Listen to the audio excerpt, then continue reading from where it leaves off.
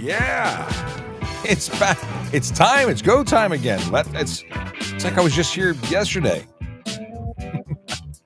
Oh, I have too much fun.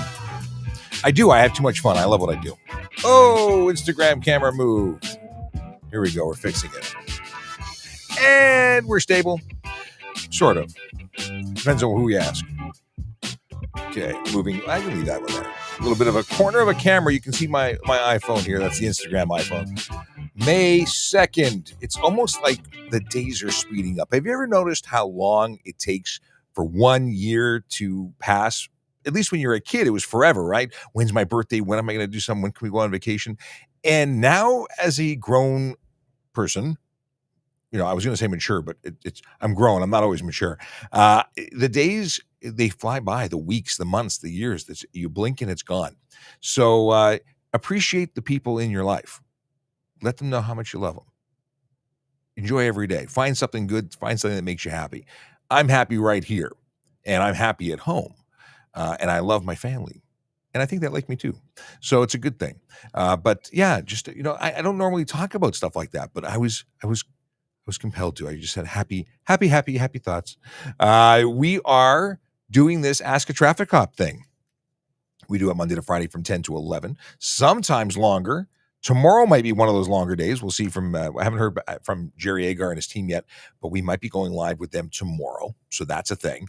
If you are watching and don't know who I am, my name is Sean Shapiro. I'm a police officer with the Toronto Police Service, and I go live on social media weekdays from 10 to 11 to answer your traffic and police questions. Now, if you have questions, there is a way to ask them that you will get answers. Otherwise, you don't do the right thing. I may not see them. If I don't see them, I can't answer them. First off, if you're watching on TikTok, JD and company are the producers, the back-end support that allow your chat questions to be converted over to Restream so I can see them.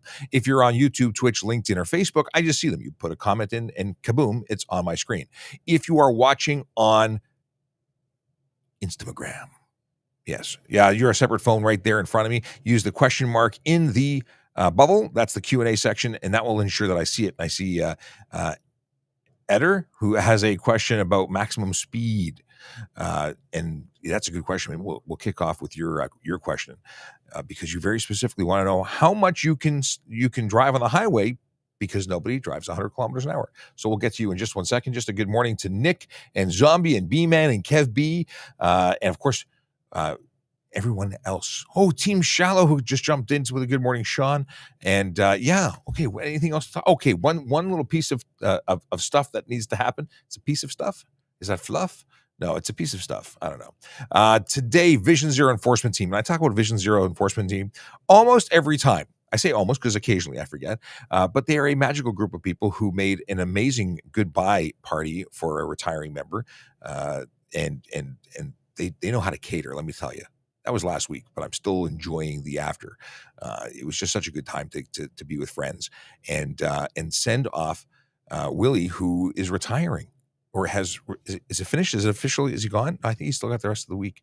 In any case, Willie retires, and he's going to be very, very missed around here. But he was one of the members of Vision Zero Enforcement Team. And I will tell you about Vision Zero Enforcement Team and the good work that they do right now. They are a group of officers who go out and make a difference in the way that drivers behave. How do they do that? I'm glad you asked. They give them tickets. They hold them accountable. They change driver behavior one ticket at a time. And despite the people who tell me that tickets don't work, they certainly worked on me. When I was a kid, I got a couple of tickets, and those were the last couple of tickets I ever got. Why? Because I changed my way of driving. I was 16 or 17, and I went over the speed limit. I don't go over the speed limit anymore. I changed my driving behavior. It doesn't feel good to get a ticket. Not only is it expensive, but it just generally makes you feel bad. Sometimes makes you feel angry. It's you who causes the ticket to be issued. We just write it down. So if you don't want tickets, don't break the law. It's a simple one, right? Today, they are augmenting the good work being done in two divisions. They always go to two different divisions. It's all intelligence-led policing. The analysts look at crash data and determine where we need to be so that we can go and focus on behaviors. And I'm glad you asked about what behaviors we focus on. It's speeding, aggressive driving, distracted driving, and impaired driving. Those are the things that lead. The driving behaviors that are known to lead to serious injury and death on the roads. And I hear all the naysayers, no, speeding doesn't kill. You lie. No, I don't lie. Speeding increases your crash risk. You are more likely to become involved in a collision if you speed or drive distracted or. And when you crash into something whilst speeding, oddly enough, there's more energy that has to go somewhere, and that means more damage and more chance of injury and more chance of death.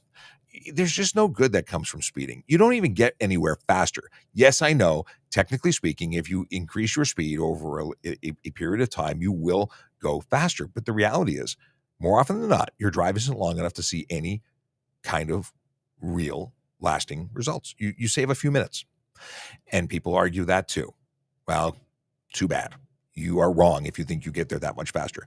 Do me a favor. If you think speeding works, try driving the speed limit and see if it really changes your drive. And better yet, leave yourself a half an hour early. Be responsible. Leave a half hour early and see what you can do about getting a coffee, having your heart rate just stay nice and relaxed. Maybe take up an audio book, listen to a radio show. Radio is awesome, by the way, if you haven't listened to it. It's that thing on the AM dial and FM dial for that matter. They even have satellite radio. There's so many things you can enjoy if you're not stressed out with your drive. Anyway, I'm way down the rabbit hole. Where are they today? Well, they're in 32 Division and 51 Division. That includes the neighborhoods of Downsview, Willowdale, Newtonbrook, Bathurst Manor, St. Jamestown, Cabbagetown, Riverdale, Church and Young, neighborhoods where real people live, work, and play. There are neighborhoods that deserve to be safe, not only from you, but from everybody. I'm not talking at you like you're the bad person. I'm saying that people who choose to break the law and make the roads unsafe. That's what I'm talking about when I say you in that context. Otherwise, I talk about you, and I want to know about your questions and the things that are important to you. And I am happy to report that I have finally done it. I have finally updated trafficcop.ca. Well, what is trafficcop.ca? It is my link tree. And my link tree now includes support Special Olympics Ontario. You could win a Harley Davidson motorcycle. And when you go to that, is this going to work? No, created a new window. Why would it work? Let me update this to be the page that I actually want to show you now, which is the Harley Davidson raffle. There is a magical organization called Special Olympics, and they are offering tickets to win a Harley Davidson motorcycle. 1 for 20, 3 for 50, 8 for 100, and you can be you could be the winner.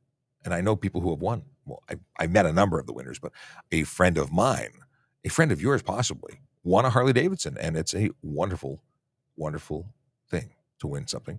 I've not won, but I look forward to the day when I do, because I have faith. Okay, not that I'm going to win, but I'm going to contribute $100 to a good cause. Absolutely. Okay, so the question, no, that's the next question. I know we're starting with the question that came in and never got asked appropriately. And I say appropriately, meaning he never put it in the bubble. But the question is, what is the maximum speed I can go on the highway because nobody drives 100 kilometers an hour? Well, on some highways, the speed limit's 110, and that would be 110 kilometers an hour maximum speed. You're not allowed to speed. It's a speed limit. I don't know why this is so difficult for people to understand. We give tickets to people who speed. And granted, we don't give enough tickets because there are far too many people who choose to speed. I do 100 kilometers an hour when I drive on a speed limit road of 100 kilometers an hour. And when I get onto a road that is 90, because I go from the 404 to the DVP, I actually decelerate. I go down to 90. Now, oddly enough, I just noticed this yesterday or today. Maybe it's because I changed my tires. Maybe it's always been this way. I don't know. When I set my cruise control to 100 kilometers an hour, my GPS says I'm doing 98. So on my cruise control, I do 102, and on my GPS, it now says I'm doing 100. I am on the dot doing the speed limit. And yeah, I know people get upset with me, and tough luck. Too bad. So sad. Gordon Lightfoot died. It's very sad. He had a song apparently that Jerry Agar mentioned this morning on the radio and said, the song was, "That's what you get for loving me. That's what you get for driving behind me. You get to go the speed limit." Thank you, Gordon Lightfoot, for inspiring that statement. But really a great writer, singer-songwriter, and Canadian. And yeah, very sad to hear that he passed away at Sunnybrook, apparently. Some great stories that were told on the radio this morning, Nick and Jerry talking about that. And I look forward to reading all the articles and all the great stuff that'll come out honoring his memory. So, yeah. Okay, let's get back to questions and answers, because that's what we do here. Yes, we do. We question and answer everything. Nick, You're going to be the first question. That's a TikTok question. Can I get a medical exemption for windshield tint? Depends where you are. In the province of Ontario, there is no medical exemption for windshield tint, but I have heard that certain jurisdictions in the United States and possibly somewhere in Canada, but I think it's just the United States, that you could get a note from a doctor and get an exemption. That does not exist here in Canada. Sunglasses are a real option, though. You can wear sunglasses, totally permissible. You must take them off at night, otherwise you can't see. But I mean, not to make fun. I understand a lot of people suffer from issues with light sensitivity. If it's skin that's responding or reacting where you burn easily, most windshields these days, if not all, are UV coated to protect you from the sun. But the tint is just about reducing light. You can wear a goggle style sunglass, but you can't tint your windshield. Biggest issue is it's not safe. Okay. B-Man. B-Man has a question. 410, when it turns to Highway 10 North, there's a center shared turning lane. How soon can I enter? So it's not about, forget 410 to Highway 10 because I can't actually visualize that. But any street that has a center shared multi-purpose lane, you can't drive 4 kilometers up the center lane to pass traffic. You can enter it where the painted line is. That's where it's intended. And it's not that you can't cross the line because there's no ticket for crossing the line, but there is a ticket for misusing the center lane. And I've laid that charge with my partner, John, on many occasions. He and I would set up and we would hammer everyone who used that center lane because they'd be passing 100 cars in traffic. It's not safe.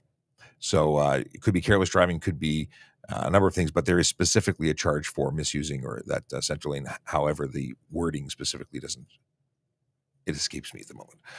But generally speaking, wait till there's a dashed line or immediately before you're about to use it. That within reason.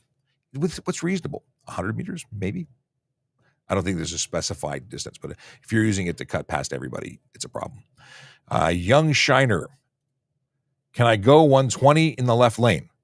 If you choose to go 120 in the left lane, and I'm there, I will give you a ticket for 120 in the left lane because you are speeding. You're not allowed to speed. You're not allowed to exceed the speed limit. You're allowed to go the speed limit. That's the maximum, not the minimum. If it was a suggestion, it would say try. It doesn't say, no, it says maximum. It's very definitive. And everyone who chooses to exceed the speed limit is breaking the law and deserves a ticket. And I don't know why people get upset when I say that. It's such a simple law. No, the laws are not outdated. They're designed for safety. It is safer to go slower. I know, not a popular thing to say. Too bad. I am I am here to share information. I'm not necessarily here to make people happy. I know I upset people when I tell them those things they don't want to hear, like slow down, follow the rules. Yeah. Okay. Can I have a bicycle rack covering my back plate? No. Legally, no. You can't obstruct, block your license plate.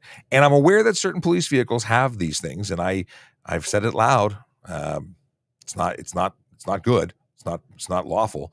I will say this, and it's not an excuse, but I think this is where they believe they're okay. One, they know who they are, and two, the police vehicles are marked, so they have identified things. But I don't agree with it. They should be relocated, and everyone should be relocated. There are kits available. They're not terribly expensive, and I keep putting up my hand. We're suggesting that's what be done on every vehicle, including police vehicles. So they are not legal. You cannot obstruct your plate ever. Unless you're towing a trailer which has its own plate. That's the time you can. What would I do if I retired from the police world? That's a very good question. I think I want to do what I'm doing and still do it.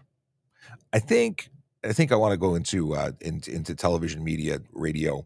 At very least, continue on social media. I really enjoy doing this, and I will continue doing this, regardless of for whom I'm doing it. But I have no intention to leave what I'm doing now. Retirement is about 10 years away from me. Maybe there'll be hollow live streams, holographic live streams by then. Who knows? Technology updates so quickly. Yeah.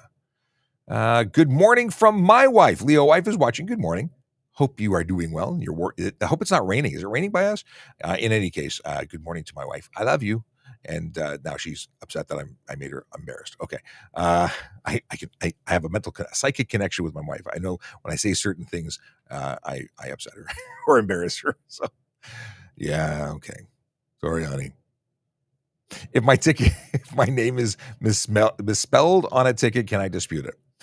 If everything else is correct, like your license number and everything else is correct, but there's a typo, a spelling error, and it's reasonable, you can listen. You can ask anything. You can dispute anything.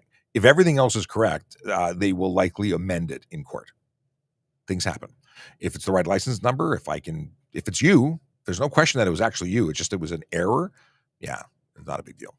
So you can try and dispute it, but it's unlikely that that will be a reason to dispute to withdraw a ticket.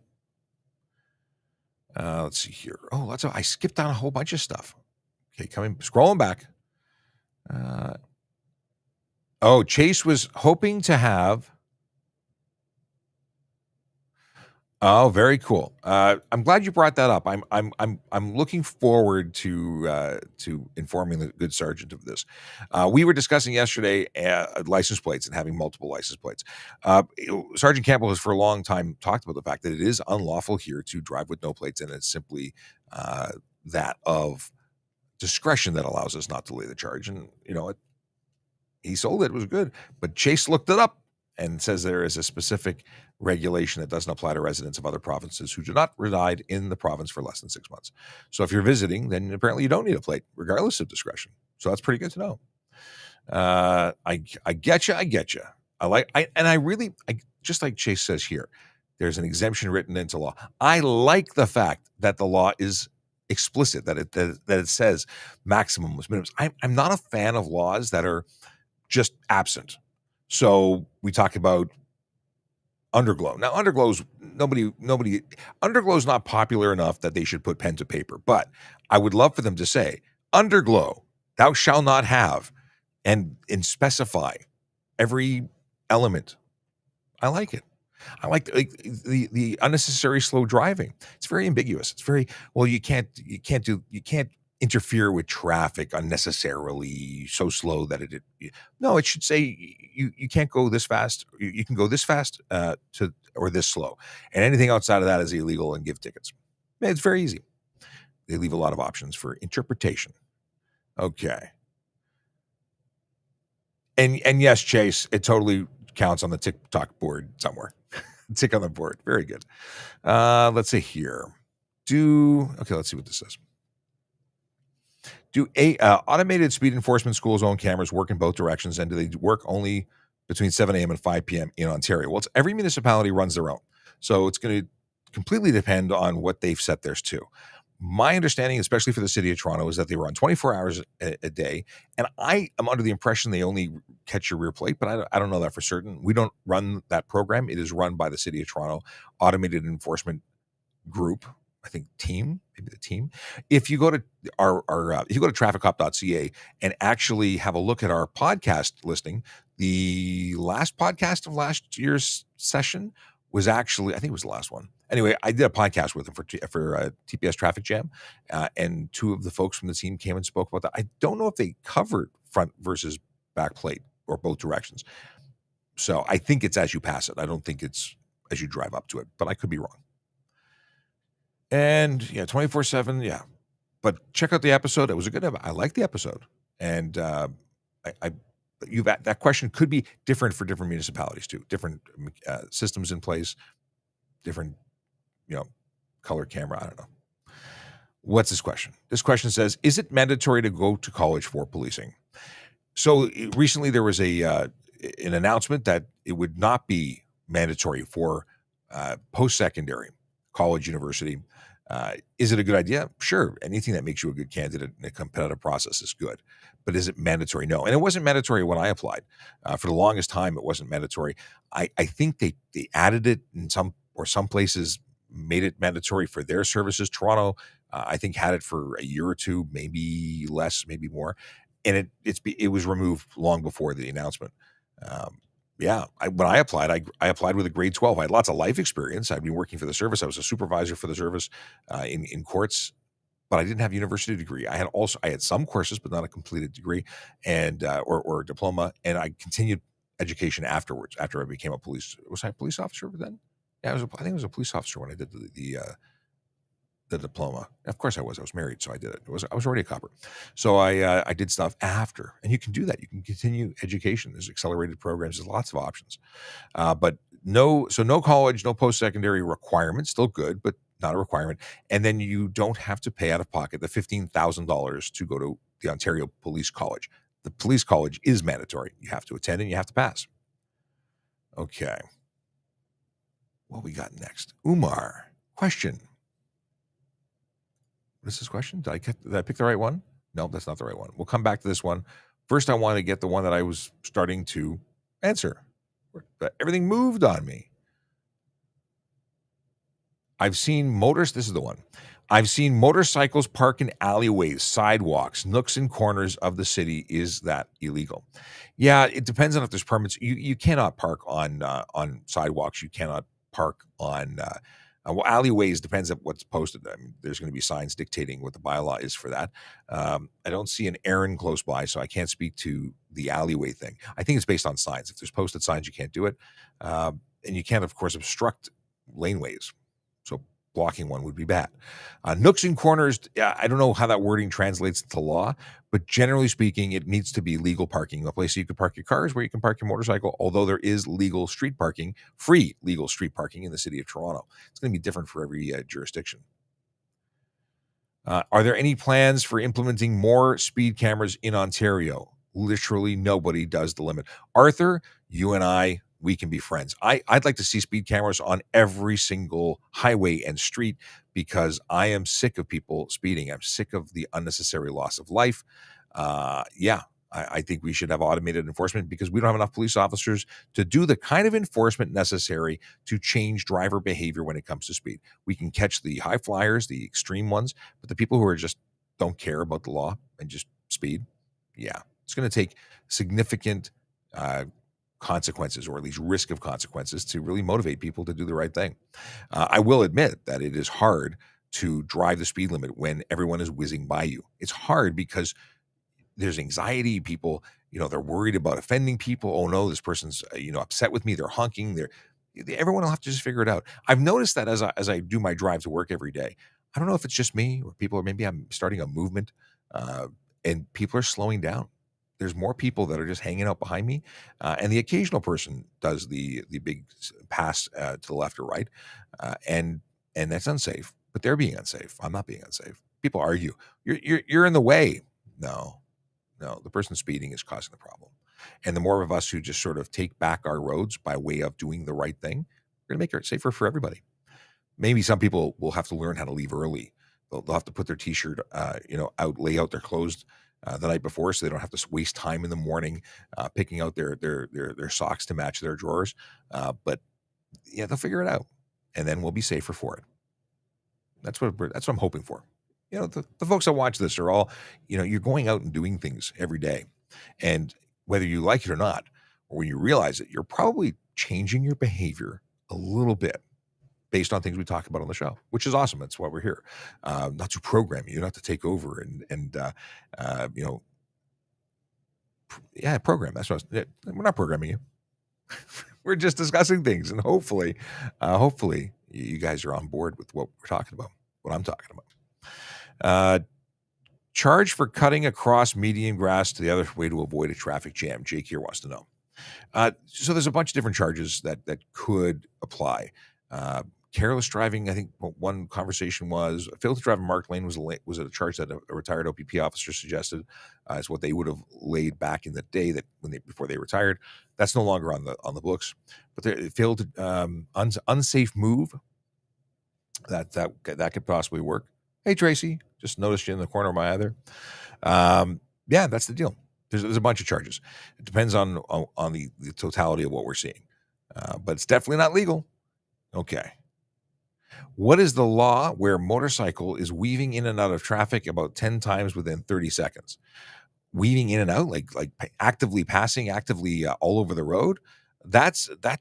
So it depends. They're if everyone's doing 50 and they're doing 80 or 100 zigzagging through traffic, that could easily be stunt driving.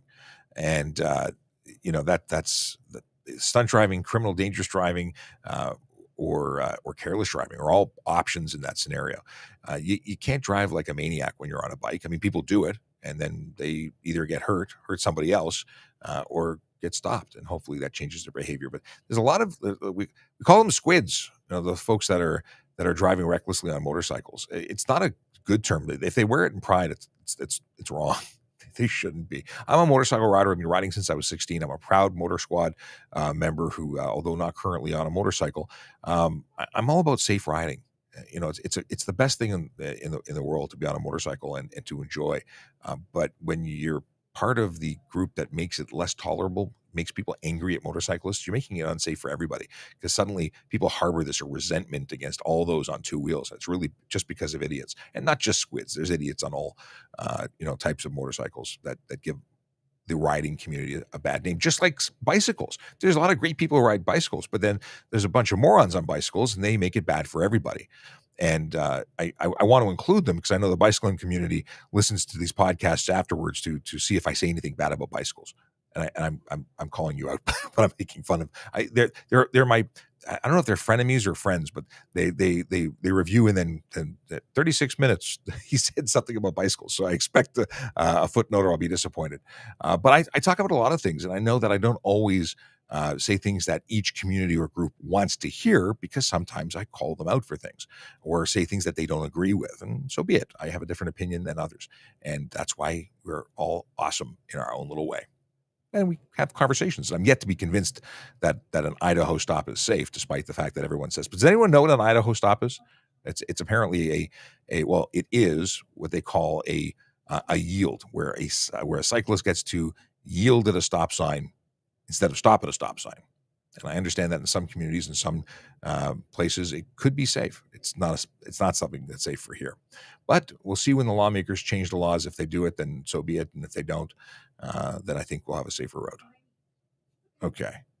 Yeah. We talked about this one. We talked about this. Moving on.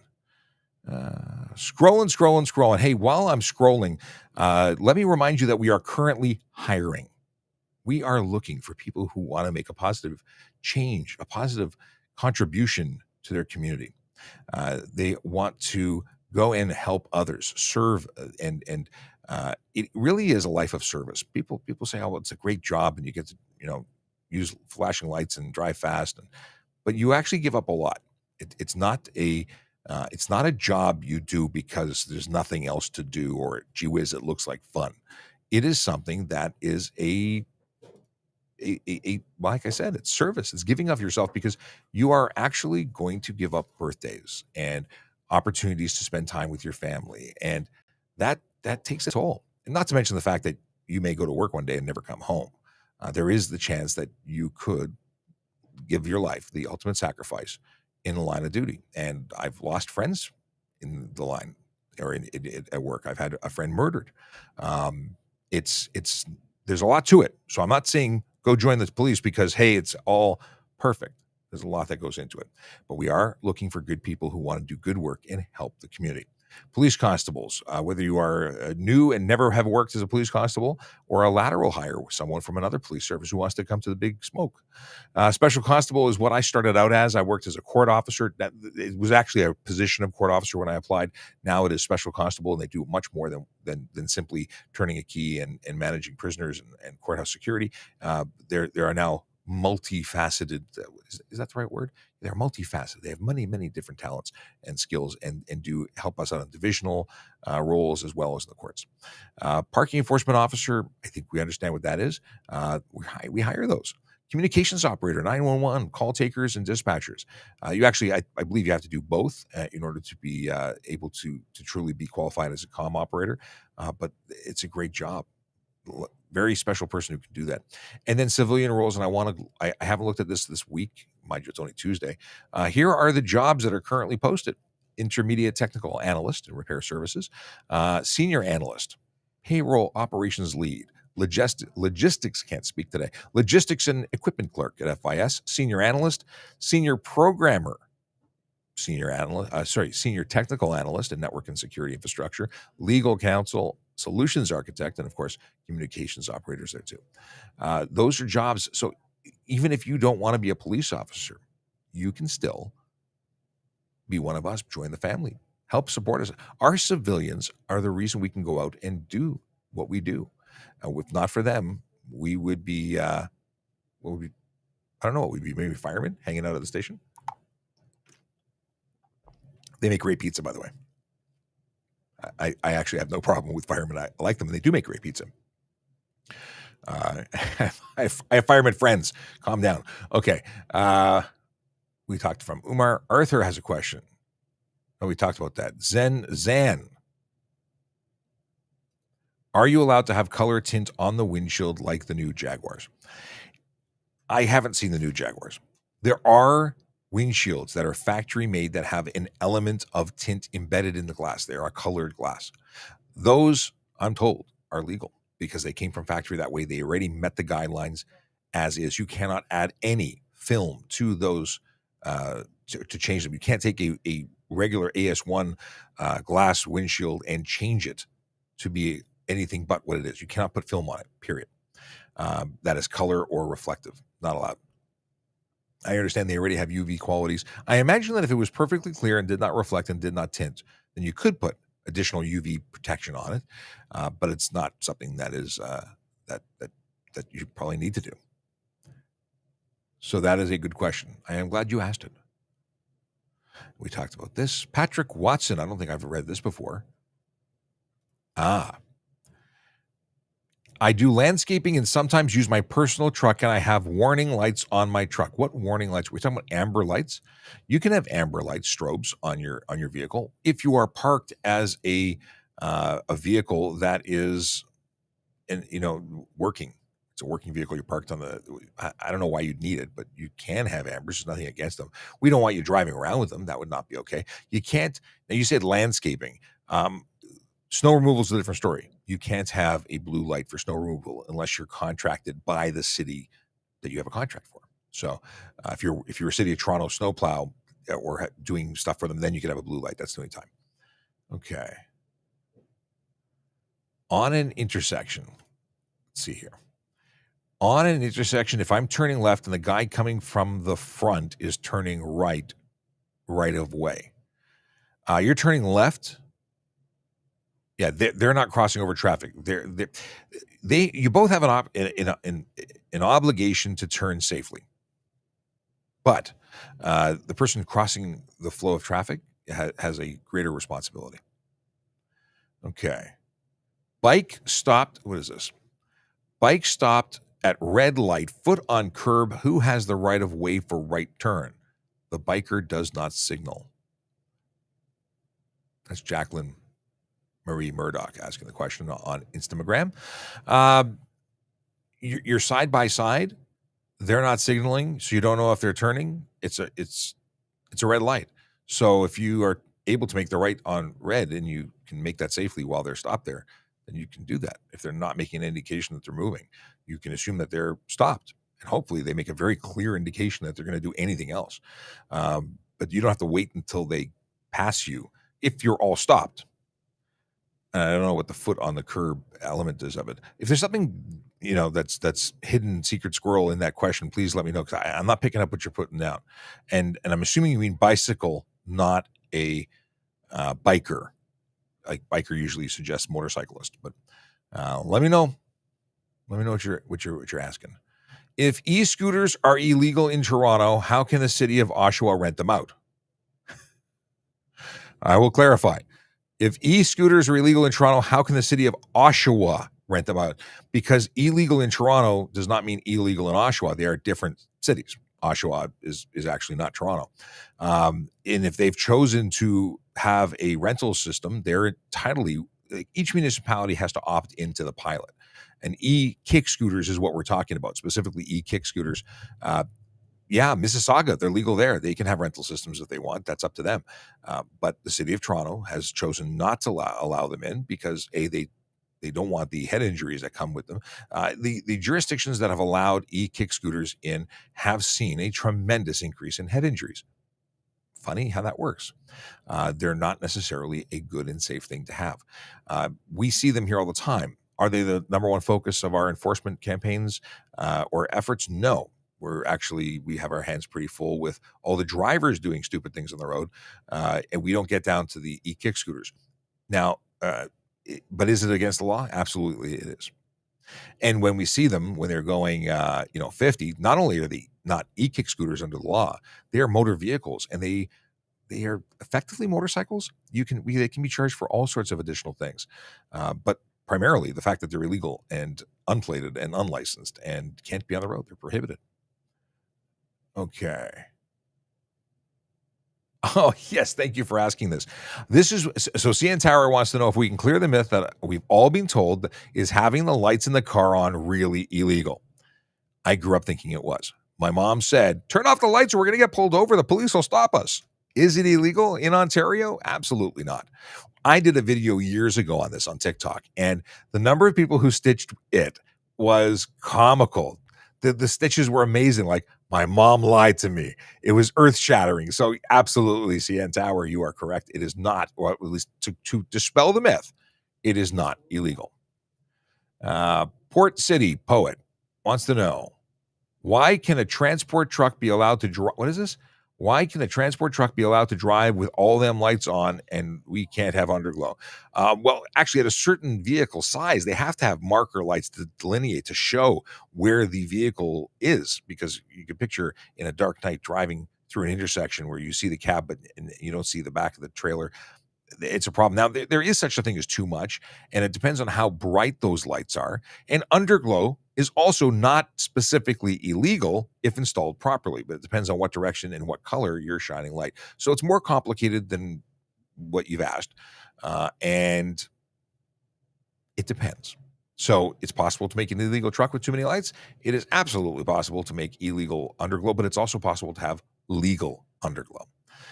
Part of that is not having the bulbs visible. It should only be reflected light off the ground, which means a subtle glow on the ground. Let's see here. Section 7. Oh, okay, we were talking about something else earlier. I agree. Okay, yeah. Chase is just saying he would like to have. So I'm down with this. So this is Chase agrees that laws should be very specific, worded specifically, because it doesn't allow for much interpretation. The best example is the stunt driving section. Yeah, tons and tons of information. Like when it talks about stunt driving, and especially when they amended it to include private property, which makes people's heads explode. They go into great detail above ground, below ground, on farmers' fields. Like there is no room for interpretation. It says everything clear as day. Yeah. I want to jump for a second and look at my trafficcop.ca link tree, because I want to bring to the attention of everyone watching, that there's a lot of great content here. Now, granted, you can find all of our headliner stuff. You can find our TikTok. You can find our Discord server. You can listen to our podcast. And of course, a big old link saying that we're hiring. But when you scroll further down, you can find my contact information, all of my personal TikTok stuff and LinkedIn and so on. You can see where I've got to add more shows, but shows that I've attended or been on most recently was Totally Useless Information with Nick and Roy. It was a lot of fun. We chatted about stuff and things. Then we get into the other TSV content and General Toronto Police links. But the one that is most important is all the way at the bottom, useful links. So if you want to renew your license plate, you want to set up for reminders so you don't forget to renew your license plate or your driver's license or your health card, and you're in the province of Ontario, click that link. You can go in and set it all up. And remember, renewing your license plate is free for most vehicles, but not doing it will cause you to get tickets, and tickets are not fun. Driver's license check. Why would you need to check a driver's license? Well, if you're loaning your friend a car, make sure they're licensed. Yes. Because if they're not licensed, you are responsible. You have permitted someone who is unlicensed to operate your motor vehicle, and you can be charged under the HTA. We're changing the garbage. That's why they make noise. Very nice lady. Just saying. I don't want to spook her by saying, shh. So just let it go. Okay. Moved on. Driver's license check covered. Okay. Yeah, you're responsible, and you can be charged. And there's all sorts of problems. Like insurance. You give permission to an unlicensed person to drive your vehicle. Well, your insurance company may not cover you in the event of a collision where it was their fault. Riding an e-bike or any kick scooter, people want to know what the rules are. Here are the pilot and legal links for MTO definitions and such. It's there. Hey, buying a car, Check to see if you're buying a car that's stolen. There's a huge issue with stolen vehicles. There's vehicles that are being re-VINed. There's vehicles that are being, that are listed as stolen. And the way to find out if you should buy that car is to make sure that the VIN number is legit. I've even heard stories of people buying cars from dealerships where, anyway, crazy stuff going on there. If you are interested in knowing about car theft, ways to potentially prevent car theft from occurring, making your vehicle less attractive, check out the most recent episode of TPS Traffic Jam, because Marco is on the show and he's a crime prevention officer and talks all about some great tips. And even the Friday episode of Ask a Traffic Cop had great stuff on that topic. So we talked about a lot of things that I wish I should like do a compilation between the live stream and the actual podcast, because there was some stuff that we didn't talk about in a second that was really good. So watch both of them. They're there for you to enjoy. And of course, if you're new to Ontario, whether it be from coming in from Canada, elsewhere in the world, or coming from other provinces, here is a link to get information about all the laws in every province. Yeah, good stuff. Trafficcop.ca. That's what it's there for. Okay, we have Lamia says, I really like these sessions. Thank you for your service. Well, you're very welcome. Now, let's see. There's a question here before the thank you. The question is, hey, officer, if my home address is in Ontario, my boyfriend lives in a different province, and I'm most of the time there, car is registered there, is it legal to leave my car registered in that province? Wherever you are residing, once you're there, once you're living there, it's your primary address. Well, you're there if you're there most of the time. So you should be changing your address to say you live there. You have 30 days to register your vehicle there. You have 60 days to register your license upon becoming a resident. Sounds like you already are. So you should go ahead and make those changes. And that's it. But your home address is where you live, not where you used to live. And if you're just visiting back and forth, wherever you spend the majority of your time is where you live, according to interpretation, I imagine. Is it totally wrong if you still have access to the home address in Ontario? The big thing to do is avoid being charged with insurance fraud. If there's a belief that you're registering a vehicle to get better rates, that could be a problem. So it's touchy. It's a touchy subject. But where you live, where we are going to look for you if you were to be called in as missing, if you don't reside in Ontario anymore, we're going to go to the wrong place, and that's going to add time if you should need help. So it's just generally a good idea, aside from the legal obligation. Why other provinces not require front plate can drive in Ontario, but we are required. So this is where Chase and I talked about this earlier. It's a requirement because you're issued two of them in Ontario to have two. And if they are here less than 6, did we say less than 6 months was the exemption, Chase? I think that's what it said. If you're here less than 6 months, you don't need a front plate. But if you are here as a resident, you only have 30 days to register as an Ontario plated vehicle if you are no longer a resident of your previous place. If you moved here, you're a resident, you have 30 days to plate your vehicle here. I flashed a school zone speed camera around 6 to 8 p.m. and it was oncoming, so front plate. I was actually not speeding 32 and above. Are you sure that, Michael, it wasn't somebody going the other way that triggered it? Interesting. I have no experience. I've not made one flash, thankfully. I don't want to ever find out. I don't want to go fast enough to make them flash. Why is it okay for you to give distracted driving ticket, but y'all use laptops? Because we're legally permitted to, and you're not. And I know that really bugs people. Police, fire, ambulance, even parking enforcement, when operating a police vehicle, are permitted to or exempt from the distracted driving laws. There's a necessity for us to utilize our technology, our police radios, our cell phones in some cases, our laptops in some cases, to get vital information for public and officer safety. And the law is written to say that we can use these devices, because if we can't do our job. And our job happens to be helping people. So that's why there's an exemption. We're also allowed to speed, and you can't. Again, because we are in the lawful execution of our duties doing police work. So that's why we can do it. And that's why you can't, because the law says you can't. But thanks, Gabo. I hope I don't. I'm not. It's totally understandable that it sounds like it's do what I say, not what I do. And if it was not legal for me, I would agree that it's not cool. But because it is legal for me, so that I can do the work that I do, it just doesn't feel good for you. And I apologize. I don't even really apologize. I hope you understand. That's where we're going to go with this. Okay. Why don't we have a minimum speed for all slow drivers who are willing to drive 20 below the speed limits, causing a traffic jam behind them? Well, 20 below the speed limit isn't against the law, and it shouldn't be against the law because people should be allowed to travel at a reasonable speed. You don't have to do 100 kilometers an hour is not the minimum, it's the maximum. The problem is when people choose to do 20 over the speed limit and suddenly the maximum has become a minimum. No, that's baloney. People need to start following the law, and we need to see some extreme enforcement to get people to remember that the law needs to be followed. And it's not a rough suggestion. It's actually black and white. Black and white. You're speeding, you're not speeding. Speeding occurs at any speed over the posted limit. Any speed. 1 kilometer over is eligible for a ticket. We're not going to do that at 1 kilometer and over, but we are going to, at a certain threshold, say it's time to give you a ticket. Problem is, there's so many people violating, just everyone. At least when I'm driving, almost everybody's passing me. I'd love to give each and every one of them a ticket. It's not because I don't like you. It's because I want you to slow the heck down.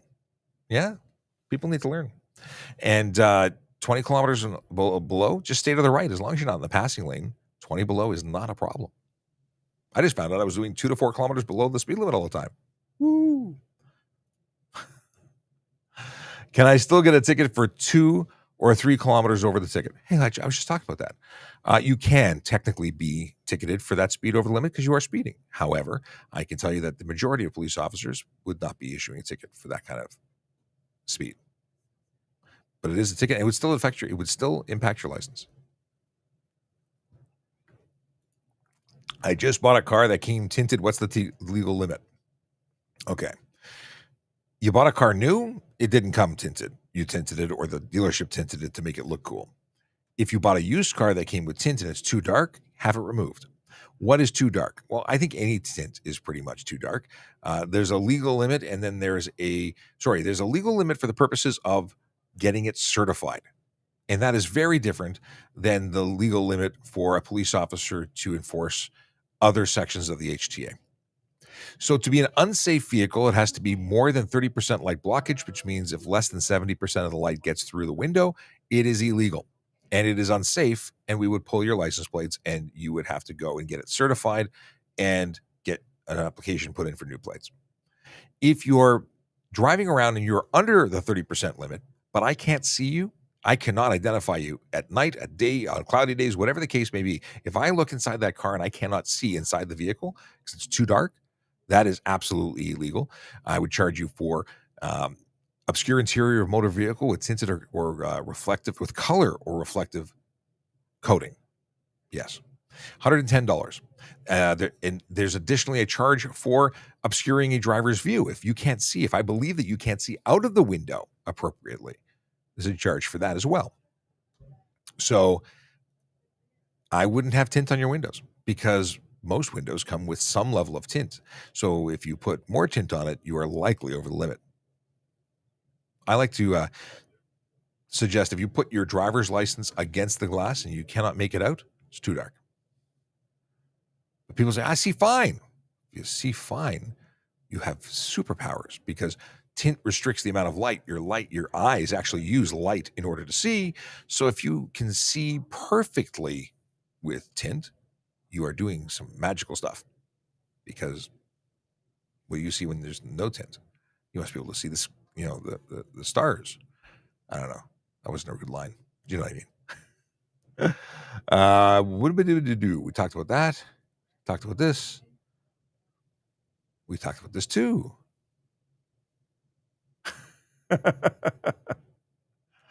I just saw Chase likes my comment about matching socks with drawers. I'm glad. Would you like to see, here's a question from Michael. Would you like to see Ontario adopt a provincial impaired sanction like BC and Alberta, where first impaired drivers get immediate long-term license suspension, same fines as criminal conviction? I want to see laws that are upheld in court, that are taken seriously, and that make change. What we do see is we don't see anywhere near as strong a response. So I think criminal response is totally. I don't see anything wrong with the current one, as long as they convict. Uh, there's so many games played with impaired driving. It's the most heavily litigated section of law, from what I understand, where people will spend, you know, 30, 40, $50,000 to defend the fact that they were wrong, that they did something and are guilty, but they're going to play games to not take responsibility. If that would, if that moved to a section where everyone just got the same impact and it just made it more expedient and there were less games, fewer games to play, I don't know. I have to read more about it. I really don't know enough to say for certain whether it's good or bad, but I'm all for holding people accountable in the most expeditious way. Andrew Stevenson wants to know, if I'm caught driving 35 to 39 over, can I still receive stunt driving charges? There's different ways to get stunt driving charges. If you're talking straight speed, if you are doing 39 over anywhere, it's not enough. If you are traveling in a speed zone under 80 kilometers an hour, you must do 40 kilometers over to trigger stunt driving charges. If you are traveling in a speed zone that is 80 kilometers an hour or greater, then you must be doing 50 kilometers over the speed limit to get stunt driving charges, if it's based on speed. If it's 40 over or 39 over, but everybody else is doing 0, it's a marked departure and it could be stunt driving. So it depends. It depends. But if you're talking straight speed, it needs to be 40 over in a 70, for instance. But there's other ways to get stunt driving in wheelies, burnouts, drifting. All these things are also stunt driving. So it depends. I'd love to know more about why you're asking it this way. Okay. What are some things you think? What do you think are some good things to do to be considered a good candidate for TPS?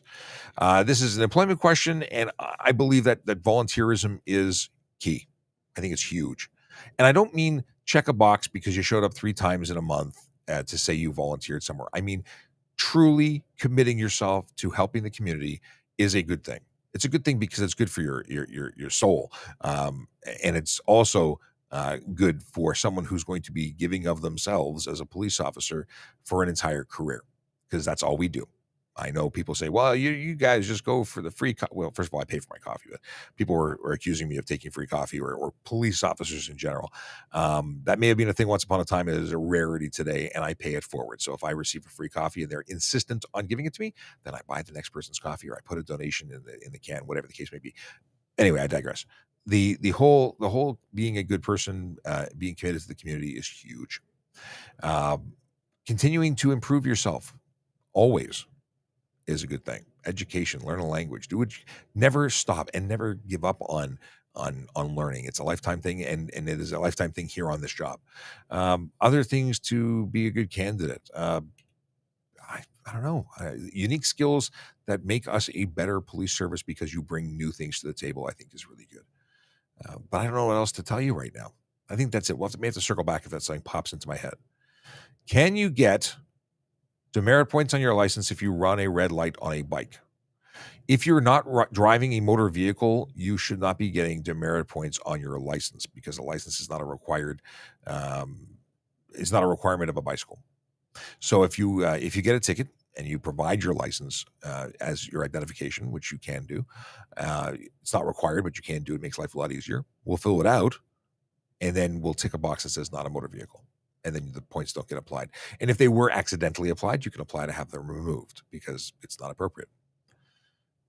Let's see here. Interestingly, though, if you have an e-bike and it's a legal e-bike, so it does less than 32, or it does maximum 32 kilometers on a flat surface and has it's compliant in all ways of the act, then it's a bicycle. But if that e-bike was modified to do 60 kilometers an hour or anything over 32, it's a motor vehicle. And I would argue that if you were operating that, you should get demerit points. And you likely would get demerit points because it's a motor vehicle. It's no longer a bicycle. Okay. Michael says, we do not need more stop signs. Have better and required training for driving. Do not force careless to drive. Build safe streets, then most stop signs can be removed. I don't know if I agree 100% on that. I like the roundabouts. I think they're kind of cool. But the problem is people aren't very good drivers and don't know how to navigate them and are selfish as all get out. And people don't yield to the people inside. Like, there's so many problems with it. So leaving the driving to the whimsical nature of goodness and no, we need to have actual controls. Now, I'm all for things that work, and better training. I'm 100% better or down for, but no stop signs. Yeah, I'm not gonna. I can't sign off on that. Well, I can't sign off on anything. I don't make rules. I just enforce them, and even then, I really just educate about them. Okay, Umar wants to know, says, I have experience in fraud investigation and banking and fraud strategy. What jobs are TPS related? Well, I can tell you that we have fraud departments and we have financial crimes and we have all these things that we investigate here. So if you were to become a police officer and with that background, you would find or have the opportunity at some point in your career to potentially apply to get into that as a specialty. And that's why I say one of the best things you can do is get an education that is completely outside of policing. If you become an accountant, which is my my go-to suggestion, not because I like accounting, just because it starts with an A, so we'll go with it. If you were an accountant or an accounting or bookkeeping background, you could come in and do what I'm suggesting you could do as a police officer. If you were a mechanic, which we have many mechanics who became police officers, what a great place you could work in our commercial vehicle section or traffic services in general and know all sorts of stuff about what to look for when searching for illegal modified vehicles. Anything you do that is unique makes you unique, and we need unique. Do you stop for a school bus if there's a median between lanes? We had this question yesterday, and thanks for asking again. Zombie, it's always good to have good questions. If it is an undivided highway, means there's a painted line, then everyone stops. You can't pass in either direction. If you have a divided highway, which is what you described here with a median. Now, I don't mean a median like at the curb at an intersection. I mean a median that runs the entire length of the, from between intersections. It is divided. It has a barrier. You cannot drive across it. Then you cannot pass a school bus, but traffic coming the other way does not need to stop. Same thing for police officers or emergency vehicles.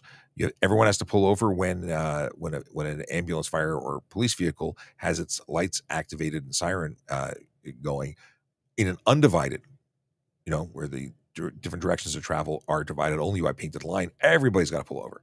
But if there's a median, you just have to pull over if they're coming up behind you. That's it. How does it work when I borrow a vehicle when it comes to insurance? If you're borrowing a vehicle and you're a licensed driver able to operate that vehicle, and obviously you have permission to use it, then you can use it as long as the vehicle is insured and their insurance covers it. Now, if you have your own insurance on another vehicle, you might be able to use your insurance in the event that you're injured or in the event that you want to take the hit because it was your fault. You might. That's something that's optional. The vehicle itself must be insured, though. It's not enough to say I'm bringing my insurance and going to use it on your car. That's uninsured. That doesn't work. The vehicle has to be insured. Let's see here. On a 4-lane highway, if you are on the far lane, is it required to stop for a school bus? I see this all the time where cars don't stop. Everyone on that side of the road, regardless of the lane, if we're talking 4 lanes in one direction, so it's 8 lanes bidirectional, everybody has to stop if it's undivided. Everybody has to stop if it's divided if they're going in the same direction in the bus. They cannot pass the bus. Yeah. It's not based on lanes. There is no, if you're far enough away from the kids, it's okay. No. Everybody got to stop. Everyone stops for a undivided only, and you can't pass on a divided. What is this? Zero balance? How does the zero tolerance rule for drivers 19 to 21 work with cannabis when it's legal to use but not to have in your system while driving? Then metabolized THC can be detected for days after use. If you have more than zero, and we can test for this, we have a buccal swab test, you cannot drive. Zero tolerance. If you have any in your system, you're going to get a suspension. That's how it works. If it's in your system and you're feeling the effects of it, whether you say you are or you're not, it's in your system and it shows up. Now, I don't know. I'm not a qualified drug expert, and it would have to show up in the buccal swab test. It would have to show up. If it doesn't show up, then I guess you'll be okay. So I don't know. We're not doing blood samples for this purpose, not at the side of the road anyway. So you might be okay. But why would you take the chance? Let's see here. Okay, covered this. talking about size. We're at the 11 o'clock mark, like on the dot. So we're coming to the end of the show. Tickets aren't usually issued or given 5 kilometers over because speedometers on cars aren't always accurate as they're calibrated for your car with stock tire. Yes, you're actually responsible for your speed regardless of what your speedometer says. But it's less the fact that we don't give 3. It's petty to do 3 kilometers. Um, I wouldn't do it. Nobody would do it. Well, I shouldn't say it. I'm sure someone somewhere has done it, but it's just 5 kilometers, 10 kilometers, 15 kilometers. Usually it's somewhere in that range. It's not because speeding is okay. It's just because there's so many people who are doing it more. They're just going faster.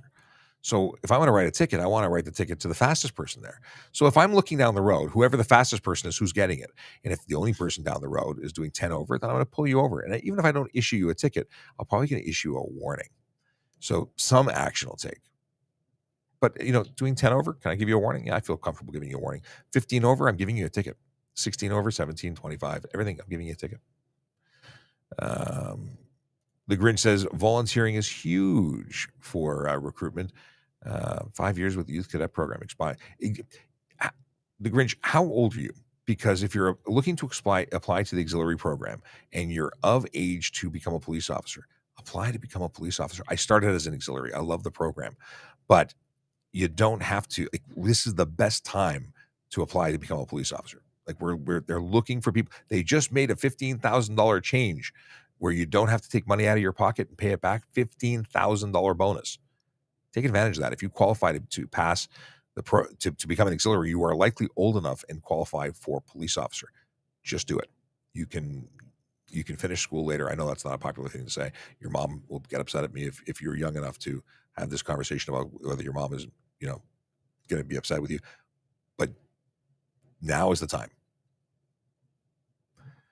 But I think you were, okay, here we go. Luria has a great online part-time police and criminal. Cool. Okay. Question from Neon. At what age, weight, height can a child go from a car seat to a booster seat? Well, what? You just made a new addition to my to page. I'm gonna have to put it there. And let's look this up. There's an Ontario page. Ages and stages. Here we go. You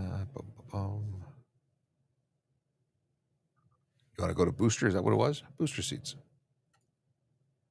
Downloading a PDF. No, I want to open the PDF. I don't want to I want to look at it. Why does it put it on my hard drive but doesn't open? Okay, I'm going to share it with you in a second. Come. Acrobat is loading. Just show it to me. Here we go. That's not the chart I wanted. Oh well. Anyway, it's under 80 pounds. Boy, so what is that? I'm unimpressed at the moment. 4'9". Come on. Okay, here we go. I want a different chart. Ontario car seat.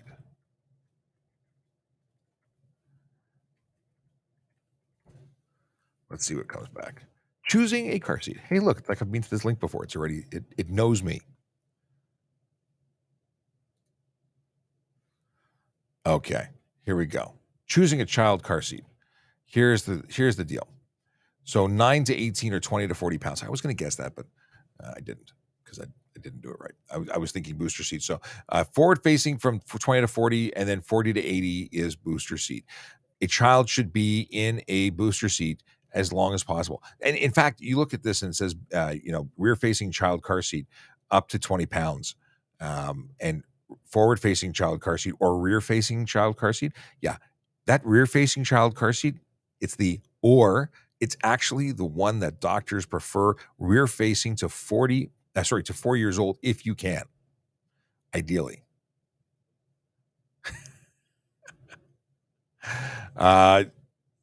The Grinch is my age. I'm actually a little older than you, but the Grinch has outed himself as someone who doesn't have to ask his mom for permission. And Yes. So in mid 40s means that you should, if it's you who's looking to do it, just do it. Don't join the auxiliary. Just go become a cop tomorrow. Apply online. Hey, look, I got a meeting. Folks, I have guests who are attending the station. And as a result, I can't just keep yammering on. So with that, come and join us tomorrow. We'll be back again for Ask a Traffic Cop Wednesday edition. I believe, although it's yet to be confirmed, I believe we're going to be meeting up with Jerry Agar on News Talk 1010 at 9:30. So I will confirm that when I advertise the session on my Twitter. It'll go out on the VoiceOver Cop Twitter. It'll be retweeted by the Traffic Services Twitter. So we should let everybody know when it's planned. But I hope you get to join us because it will be great. It is always great to hang out with Jerry. And yes, the Grinch, totally. You should tell him Sean sent you. You got a free pen. All right. With that, I say listen to the traffic song and have a wonderful day. Drive safely, drive sober, park legally so Aaron doesn't get mad at you. And we'll be back tomorrow at either 9:30 or 10. Have a good one. Yellow light, red light, green light, go. Driving safely helps the traffic flow. Watch for pedestrians, look out for bikes, and don't drive like a jerk that no one likes. Yellow light, red light, green light, go. Driving safely is the way to go. Put down your cell phone, nobody needs you to text and drive on the DVP. Yellow light, red light, green light, go. Stop at stop signs, look both ways, then go. Seatbelt, save your life indeed. And watch your driving, don't speed. Yellow light, red light, green light, go. Driving safely is the way to go. Don't drink and drive or smoke some weed because you might go to jail and not get freed. Yellow light, red light, green light, go. Driving safely helps the traffic flow. Have a great day, everybody.